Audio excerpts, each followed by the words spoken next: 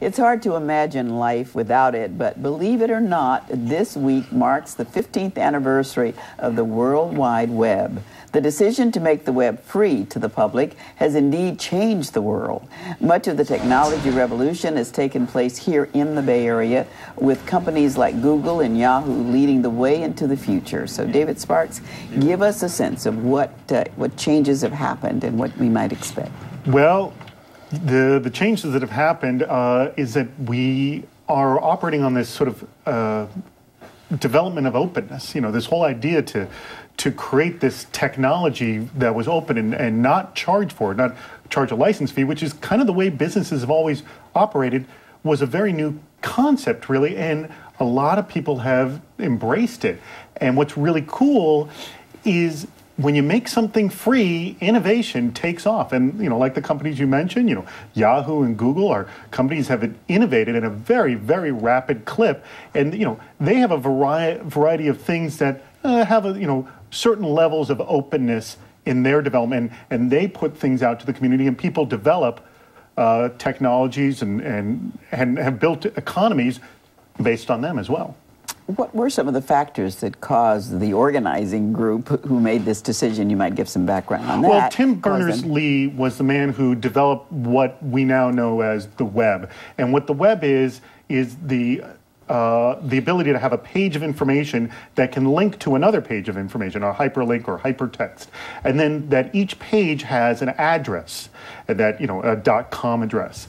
And he decided that this was going to be open. You understand, the web is just a technology that was on top of the internet. There were a series of technologies at this time, but this was the one that took off because it was easy to use, it was easy to read, and all of our companies, every business has a web presence, like they have an address and like they have a phone number today. And Tim Berners-Lee made a very strong argument saying, we have to make this open, we cannot make this proprietary. And I guess he had better foresight than all of us to see, what had happened. Who knows if it was going to be this big. How did the Bay Area turn out to be sort of the nurturing place, the ground zero for this revolution? Well, my feeling is, this was, ground zero for a lot of technology. Just Silicon Valley in general allowed this to happen. But yeah, we are the, I guess the equivalent of the Hollywood of the North. You've heard the term before. The entertainment industry is in Los Angeles. And we have, technology or web development up here. Key businesses, Google, Yahoo, eBay, Craigslist, YouTube, all here. And, I go to a lot of events out here, and what's amazing is there's so many talent. It's kind of a who's who of internet celebrity and stardom that are at these events. And also, every single day of the week, there's 5 to 10 events going on day and night that have to do with entrepreneurship and VCs. And there's so much news about development and who's going to have the next big thing. And people are excited because, you could be a multimillionaire tomorrow or a billionaire even. But I want to ask you about the access to it, though, as well, too, because the internet is public, it's free, but to get to it, you have to pay an increasingly high price. It used to be that you could just plug your phone cord into the modem, and now you really need a DSL line, which means you need a special service from a provider, right? Is the process of access, or is access going to become a restricting thing that is going to restrict the free aspect of quite the opposite. In the next 15 years, what we can look forward to in the next 15 years is access will become something you don't even think about. Today, we think about what connection we physically have. We talk about our cable, our DSL, our dial-up connection, or our connection through a mobile device.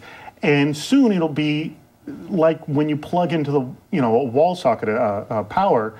You don't think about what power grid you're on, but that's kind of what we do with wireless access. In the situation of the haves and have-nots, there is more of an action to do municipal Wi-Fi, to make it free or cheap to the masses. And not only does that allow it free cheap to the masses, but services within a city can then take advantage of that municipal Wi-Fi and do their services better, which actually benefits the whole community. David, following up on what you just said about access over the next 15 years, can you peer into your crystal ball a little more and tell us what other kinds of changes we might expect to see in the next 15 years? Yeah, the two other big ones is known as the semantic web. Also, some people refer to it as Web 3.0. I know a lot of you haven't wrapped your head around what Web 2.0 is yet. But Web 3.0 means that there will be a chain of reactions that know what you want. So the idea is you can ask a question like, where should I go on vacation? And the semantic web will have all this information about you and will cause a chain of actions to happen. So it'll say, oh, I know you like the beach, and oh, I know you got vacation time coming up in August, and oh, we're going to need to hold your newspaper, and oh, someone's going to have to walk your dog and hold your mail. And all these things will start happening, and it'll be all interconnected. And that's sort of the hope for the Web 3.0. We could see it as early as 5 years from now. And also mobile devices is the next big thing, is that the information wherever you physically are will follow you. Last, let's end with the big story, the money story, Yes. the Microsoft, Yahoo story. In a few seconds, did anything happen today? What happened today is it looks like they're working towards a deal, but for the last 2 weeks, we've heard that something's going to be imminent. So the big story is we're going to hear something on Monday. So hostile takeover is not the overriding. Well, the rumor on the option. street is they're going to make an agreement and that Microsoft raised this bid. Okay, thank you, David.